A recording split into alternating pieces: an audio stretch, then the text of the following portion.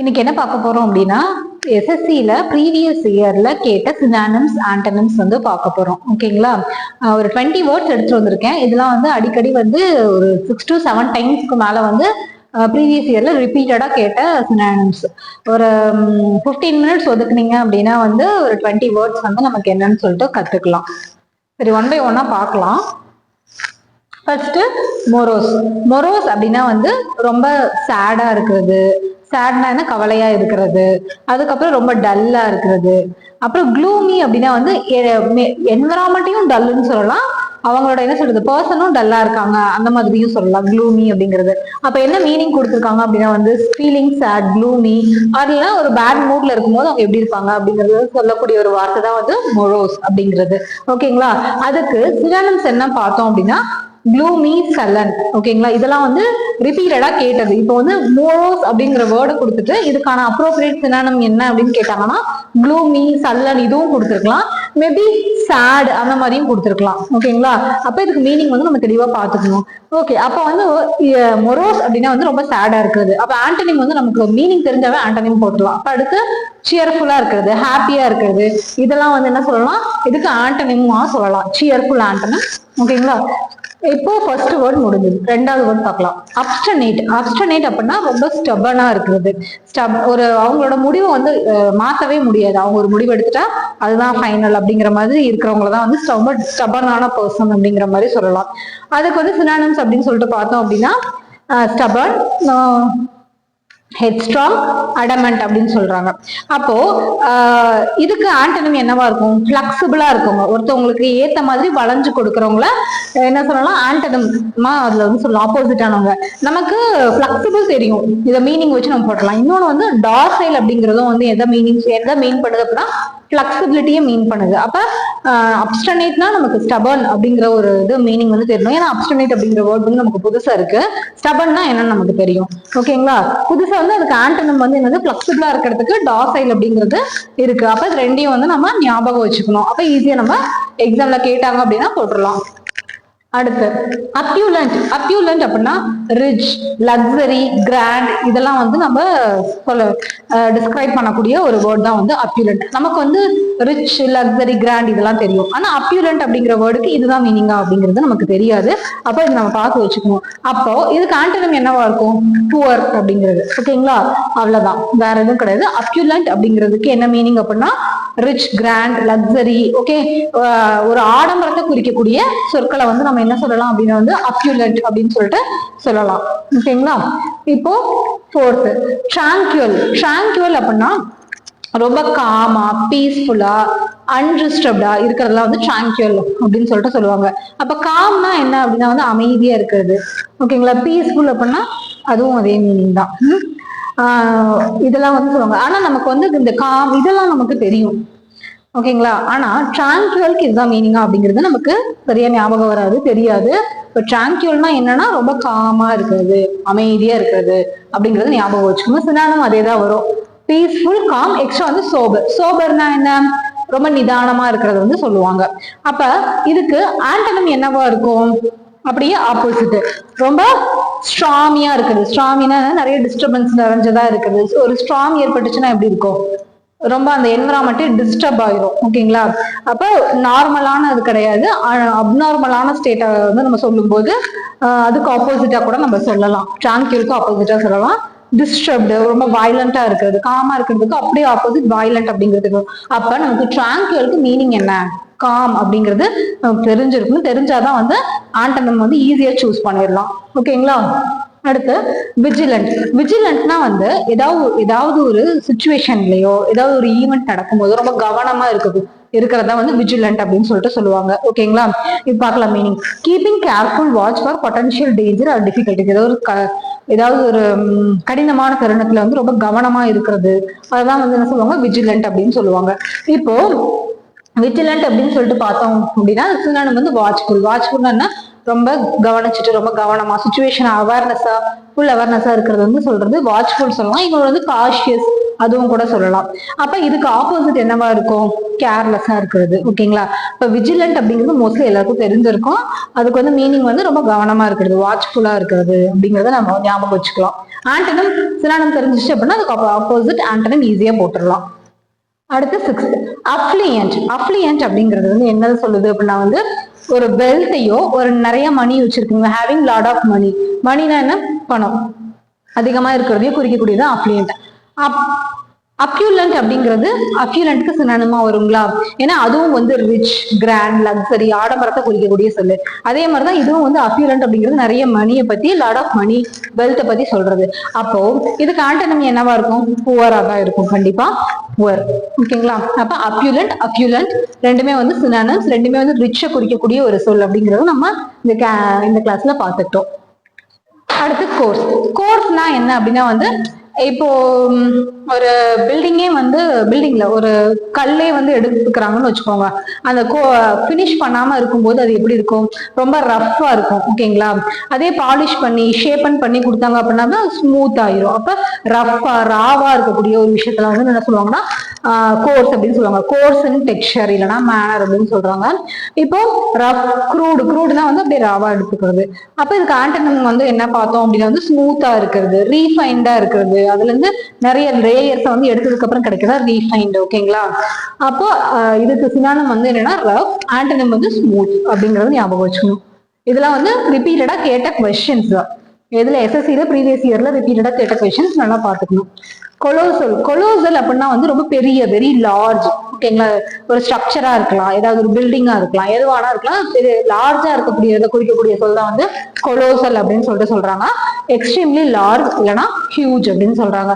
அப்ப இதுக்கு வந்து சினானம் அப்படின்னு பார்த்தோம் அப்படின்னா எனார்மஸ் அப்படிங்கிறது என்னதை குறிக்கும், மேசிவான பெரிய ஸ்ட்ரக்சரை இதெல்லாம் குறிக்கக்கூடியது. பெரிய எலஃபண்ட் அப்படின்னா வந்து எனார்மஸ் எலஃபண்ட் அப்படின்னு சொல்றாங்கல்ல, அது மாதிரி பெரிய விஷயத்தை குறிக்கிறது எனார்மஸ் நமக்கு தெரியும். இன்னொன்னு ஜைஜாண்டிக். நார்மலா வந்து நம்ம மூவிஸ்லயும் நிறைய ஜைஜாண்டிக் பர்சன் அப்படிங்கறதெல்லாம் பார்த்திருப்போம்.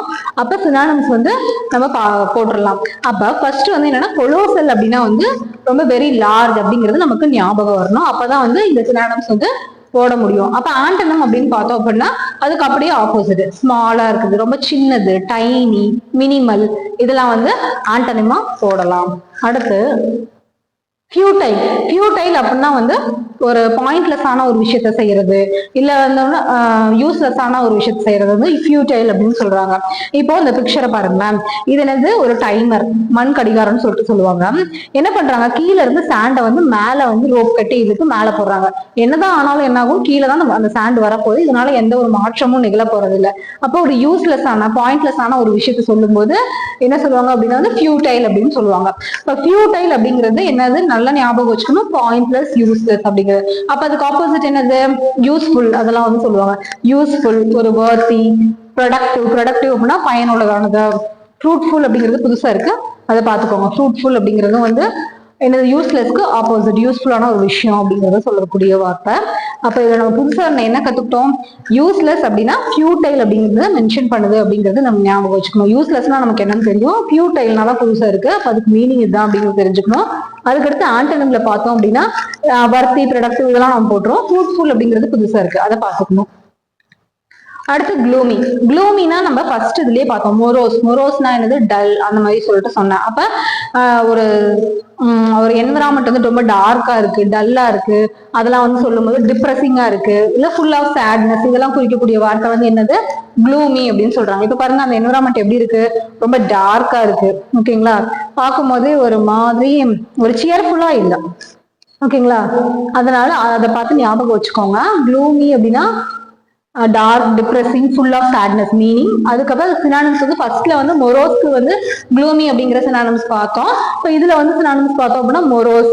புதுசா வந்து 2 வார்த்தை இருக்கு, என்ன அப்படின்னா வந்து டிஸ்மல், மர்க்கி அப்படிங்கிறதும் வந்து எதை குறிக்குது அப்படின்னா வந்து சேட்னஸ், டார்க்னஸ், இதெல்லாம் வந்து சொல்லக்கூடிய வார்த்தைகள். ரேடியன்ட் வராது, ரேடியன்ட் வந்து ஆண்டனிம்ஸ்ல வரும், ரேடியன்ட் வராது.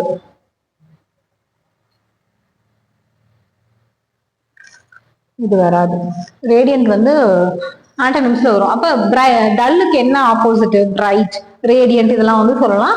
இதுக்கு ஆண்டனிமா க்ளூமிக்கு. அடுத்து ஹார்மோனி. ஹார்மோனி அப்படின்னா வந்து என்னது, நல்லிணக்கம் அப்படின்னு சொல்லிட்டு தமிழ்ல சொல்லுவாங்க. அப்போ அதுக்கு வந்து சினானிமா பீஸ்ஃபுல், அமைதியா இருக்கிறது. பீஸ்ஃபுல்லா எல்லாம் ஒற்றுமையா ஒன்னா இருக்கிறது எல்லாத்தையும் வந்து சொல்லக்கூடியதுதான் வந்து என்னது, ஹார்மோனி அப்படின்னு சொல்றாங்க. அப்ப சினானிம்ஸ் வந்து என்ன அப்படின்னா பீஸ்ஃபுல், யுனைட்டி அப்படிங்கிறது. அப்ப அதுக்கு அப்படியே ஆப்போசிட் வந்து கான்ஃபிளிக்ட் சொல்லலாம். அப்புறம் டிஸ்பியூட் சொல்லலாம், பிரச்சனை, சர்ச்சை, இதெல்லாம் சொல்லலாம். இதுல வந்து ஆண்டனிமா வரும். இப்ப அந்த பிக்சர்ல பாத்தீங்களா எல்லாம் யுனைடடா இருக்காங்க. அப்போ நமக்கு ஹார்மோனி அப்படின்னா வந்து என்னது, பீஸ், யுனைட்டி இதெல்லாம் சொல்லக்கூடியது. ஹார்மோனி மோஸ்ட்லி எல்லாருக்கும் தெரிஞ்சிருக்கும். Next illicit. இல்லிசிட் அப்படின்னா வந்து ஒரு சட்டவிரோதமான ஒரு விஷயத்த செய்யறது, இல்ல சட்டவிரோதமான ஒரு செயல், அதெல்லாம் வந்து என்ன இல்லிசிட் அப்படின்னு சொல்லுவாங்க. அப்ப இல்லீகல், அதுக்கு சினானிம் வந்து இல்லீகல் சொல்லலாம்.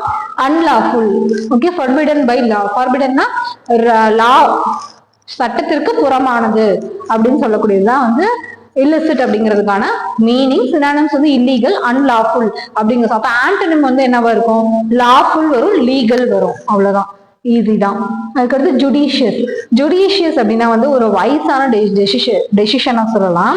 அப்படி இல்லை அப்படின்னா வந்து ஒரு குட்டான ஜட்ஜ்மெண்ட் கொடுக்கறது, ஒரு நல்ல ஹேவிங் குட் ஜட்ஜ்மெண்ட் கொடுக்கறது, ஓகேங்களா. அது வந்து ஜட்ஜ்மெண்ட்னா என்னது, ஒரு நல்ல ஒரு தீர்ப்பை கொடுக்கறது வந்து ஜுடிஷியஸ் அப்படின்னு சொல்றாங்க. அப்போ நமக்கு ஜுடிஷியஸ்னா ஓரளவுக்கு நமக்கு வந்து ஐடியா வந்துடும், ஒரு வயசான விஷயத்த, அறிவுபூர்வமான ஒரு விஷயத்த சொல்லக்கூடியதுன்னு சொல்லிட்டு இது. ஆனா ப்ரூடென்ட் அப்படிங்கிற வார்த்தை புதுசா இருக்கு, அதை நோட் பண்ணி வச்சுக்கோங்க. ப்ரூடென்ட் அப்படின்னாலும் ஜுடிஷியஸ்க்கு சினானிமா வருது. இப்ப இதுக்கு ஆண்டனிம் என்ன இருக்கும், ரேஷ். ரேஷ்னா என்னது, ஒரு கான்சிக்வன்ஸ பத்தி யோசிக்காம ஒரு செயல் செய்யறதுதான் வந்து ரேஷ்ன்னு சொல்லுவாங்க, ஓகேங்களா. ஜுடிஷியஸ் அப்படின்னா பின்விளைவுகளை யோசிச்சு ஒரு முடிவை வந்து சொல்லக்கூடியது, ஓகேங்களா. ஒரு வயசான டெசிஷன் அப்படின்னு சொல்றாங்கல்ல. அப்ப அவங்க என்ன பண்ணுவாங்க, எதிர்காலத்தை நோக்கி அது சரியா வருமா தப்பா வருமா அப்படிங்கிறத பார்த்து நம்ம ஒரு டெசிஷன் எடுத்தோம் அப்படின்னா அது வைஸ் டெசிஷன் சொல்லுவாங்க. ரேஷ் அப்படின்னா ஃபியூச்சரை பத்தி யோசிக்க மாட்டாங்க, அப்போதைக்கு ஒரு ரேஷான ஒரு டெசிஷன், ஓகேங்களா. ஃபியூச்சரை பத்தி யோசிக்காம ஒரு டெசிஷன் எடுப்பாங்க, அப்ப ரேஷ்ன்னு சொல்லுவாங்க. அப்ப என்ன இதுல எக்ஸாம்பிள் பார்க்கலாம்.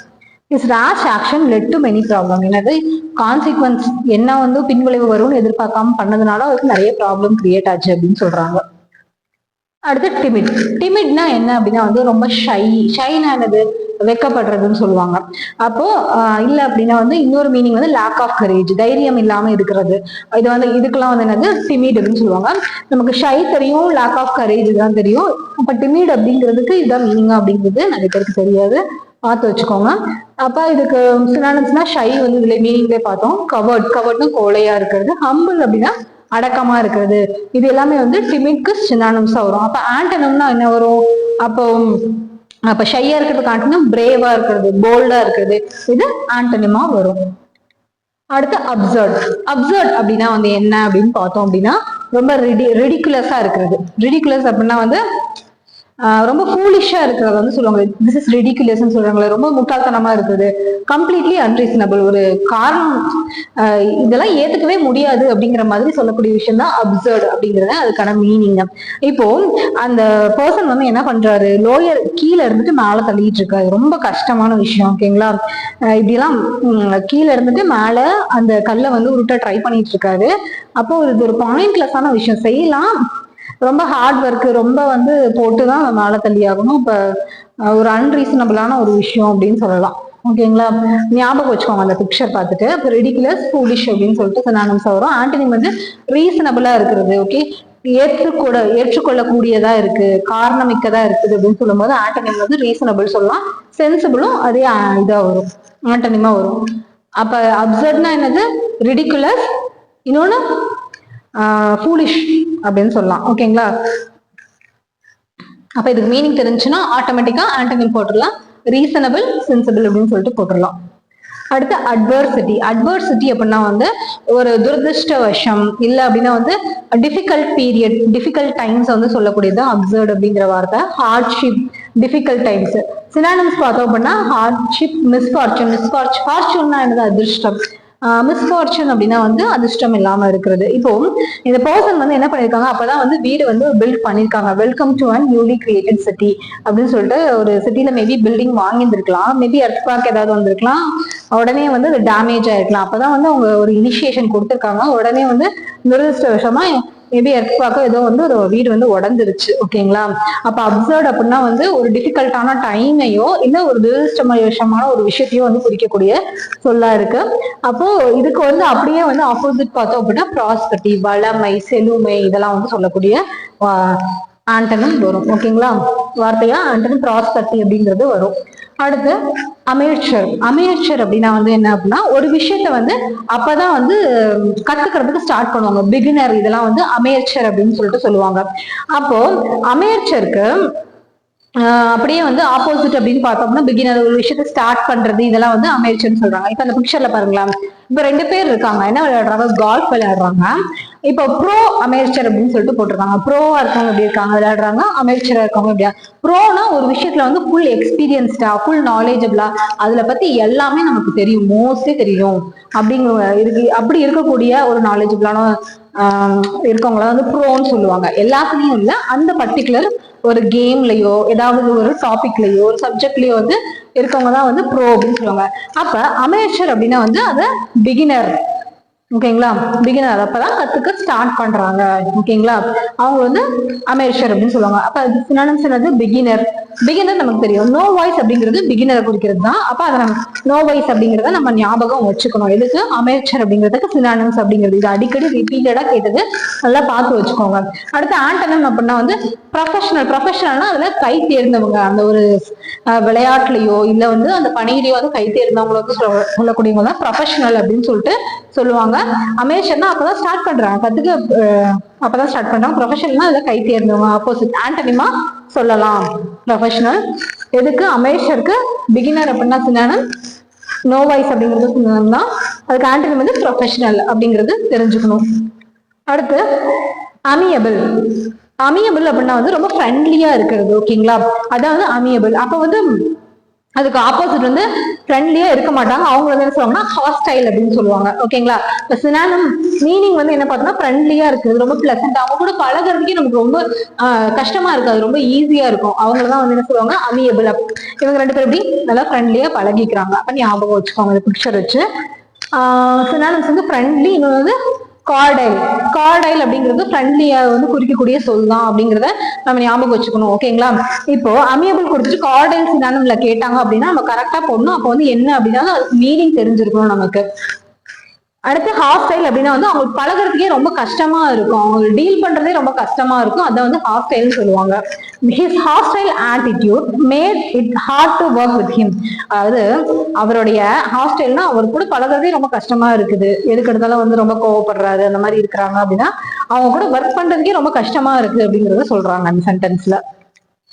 அடுத்து பெனாயின். பெனாயின் அப்படின்னு சொல்லுவாங்க. பெனாயின் அப்படின்னா வந்து ரொம்ப கைண்டா. கைண்டா அப்படின்னா வந்து ரொம்ப இறக்க குணம் மிகுந்தவங்களா, ரொம்ப ஜென்டிலா. இன்னொன்னு நாட் ஹார்ம்ஃபுல். இதெல்லாம் வந்து என்ன சொல்றாங்க அப்படின்னா பெனைன் அப்படின்னு சொல்றாங்க. எப்படி பெனைன் அது வந்து அடிக்கடி கேட்டது நல்லா ஞாபகம் வச்சுக்கோங்க. பெனைன் அப்படின்னா வந்து ரொம்ப கைண்டா, அடுத்தவங்க கிட்ட பழகும் போது ரொம்ப இரக்கம் காட்டக்கூடியவங்களா, ஹார்ம்லெஸ்ஸா இருப்பாங்க. ஹார்ம்ஃபுல் கிடையாது, இதுக்கு ஹார்ம்ஃபுல் கொடுத்தாங்க, நாட் ஹார்ம்ஃபுல். ஓகேங்களா? அப்ப ஹார்ம்ஃபுல் அப்படிங்கிறது ஆண்டனிமா வரும். ஃபேவரபிள், கைண்ட், ஜென்டில் இதெல்லாம் சினானிம்ஸ். ஆண்டனிம் பார்த்தோம் அப்படின்னா மெலிக்னன்ட். மெலிக்னன்ட் அப்படின்னா வீரியம் மிகுந்த, தீய குணங்கள் மிக்க, அந்த மாதிரி எல்லாம் சொல்லலாம். அப்ப பெனைனுக்கு சினானிமா வந்து ஃபேவரபிள், கைண்ட், ஜென்டில் வரும். ஆண்டனிமா வந்து மெலிக்னன்ட். ஓகேங்களா? அப்ப நமக்கு 2 வார்த்தை புதுசா இருக்கு. பெனைங்கிற வார்த்தையே புதுசா இருக்கு.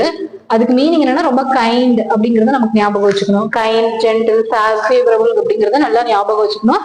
அதுக்கு ஆண்டனிம் வந்து மெலிக்னன்ட். ஓகேங்களா? இல்ல அப்படின்னா ஹார்ம்ஃபுல் அப்படின்னு கூட போடலாம். ஹார்ம்ஃபுல் இதெல்லாம் வந்து ஆண்டனிமா வரும். அப்ப புதுசா வந்து என்ன இருக்கு, பெனைங்கிற வார்த்தையும் புதுசா இருக்கு, இந்த மெலிக்னன்ட் அப்படிங்கிற ஆண்டனிம் வந்து புதுசா இருக்கு. கைண்டுக்கு ஆப்போசிட் வந்து மெலிக்னன்ட் அப்படிங்கறத ஞாபகம் வச்சுக்கோங்க. The malignant tumor required immediate surgery அப்படின்னு சொல்றாங்க. அப்படின்னா என்னது, வீரியம் மிகுந்த டியூமர் அப்படின்னா கட்டி. ஓகேங்களா? சீக்கிரமா வந்து சர்ஜரி பண்ணல அப்படின்னா வந்து ப்ராப்ளம் ஆயிரும் அப்படிங்கறது சொல்றாங்க. அடுத்து பாய்ஸ்ட்ரஸ். பாய்ஸ்ட்ரஸ் அப்படின்னா வந்து ரொம்ப எனர்ஜெட்டிக்கா இருக்கிறது, ஆரவாரமா இருக்கிறது, அதெல்லாம் வந்து பாய்ஸ்ட்ரஸ் அப்படின்னு சொல்றாங்க. நாய்ஸி, எனர்ஜெட்டிக், சியர்ஃபுல், ரொம்ப ஹாப்பியா இருக்கிறது. ஓகேங்களா? இதெல்லாம் வந்து பாய்ஸ்ட்ரஸ் அப்படிங்கிறதுக்கான மீனிங். அப்ப சினானிம்ஸ் என்னது, நாய்ஸி, கிளாமரஸ், ஆரவாரம் பண்றது, ஆரவாரமா இருக்கிறது தான் வந்து பாய்ஸ்ட்ரஸ். அதுக்கு ஆண்டனிம் வந்து ரொம்ப காமா, பீஸ்ஃபுல்லா, அதுக்கு அடுத்து ரீஸ்ட்ரெயின், ரொம்ப கட்டுப்பாடோட அமைதியா இருக்கிறதா வந்து என்ன சொல்லுவாங்க அப்படின்னா வந்து ஆண்டனிமா சொல்லுவாங்க. அப்ப சினானிம்ஸ் பாய்ஸ்ட்ரஸ் அப்படின்னா என்னன்னு தெரிஞ்சுக்கணும். ரொம்ப நாய்ஸி, ஓகேங்களா, ஆரவாரமா இருக்கிறது, இல்ல அப்படின்னா வந்து ரொம்ப சியர்ஃபுல்லா, ரொம்ப ஹாப்பியா, ரொம்ப வயலண்டா இருக்கிறது வந்து சொல்லக்கூடியதா வந்து பாய்ஸ்ட்ரஸ் சொல்றாங்க. இப்போ வந்து அது என்ன ஒரு கிரியேச்சர்னே எனக்கு தெரியல. அது என்ன பண்ணுது, அது ஹாப்பியா இருக்கா, எப்படி ஹாப்பினால என்ன சொல்றது, நாய்ஸிலி ஜாய், ரொம்ப ஆரவாரமா சந்தோஷமா இருக்கு. அப்புறம் ரஃப், நாய்ஸி இதெல்லாம் சொல்லக்கூடியது வந்து பாய்ஸ்ட்ரஸ் அப்படிங்கறது சொல்றாங்க. அடுத்து சீஸ்னா என்னன்னா ஒரு விஷயத்த ஸ்டாப் பண்ணுங்க, நிறுத்துங்க அப்படின்னு சொல்றது. இங்க பாருங்க இவர் என்ன பண்றது, ஒரு விஷயத்துக்கு என் கார்ட் போடுறது, ஒரு விஷயத்த ஸ்டாப் பண்றது வந்து சொல்லக்கூடியதுதான் வார்த்தை தான் வந்து சீஸ் அப்படிங்கிறது. ஸ்டாப், ஹால்ட் அப்படிங்கிறது. அப்ப அதுக்கு ஆன்டனிம் என்ன இருக்கும், ஸ்டார்ட் பண்றதுங்க, கண்டினியூ பண்ணுங்க, இதெல்லாம் வந்து ஆன்டனிமா வரும். இனிஷியேட், ஸ்டார்ட், கண்டினியூ இதெல்லாம் வந்து இதுக்கான ஆன்டனிமா வரும். ஓகே, இன்னைக்கு கிளாஸ்ல ஒரு 21 சினானிம்ஸ் வேர்ட்ஸ் வந்து பார்த்தோம். அதோட மீனிங், சினானிம், ஆன்டனிம் பார்த்தோம். இது வந்து ப்ரீவியஸ் இயர்ல ரிப்பீட்டடா ஒரு 6 to 7 டைம்ஸ் மேல எஸ்எஸ்சில கேட்ட கொஸ்டின்ஸ். ஒரு டைமுக்கு 2 டைம் பார்த்து இதுக்கு என்னன்னு சொல்லிட்டு ஒரு 15 மினிட்ஸ் ஒதுக்கி பாருங்க. ஹெல்ப்ஃபுல்லா இருக்கும்னு நினைக்கிறேன். ஹரிகண்ட் அகாடமி சேனலுக்கு மறக்காம சப்ஸ்கிரைப் பண்ணுங்க, ஷேர் பண்ணுங்க, பெல் ஐக்கான் கிளிக் பண்ணிக்கோங்க. அடுத்தடுத்த வீடியோ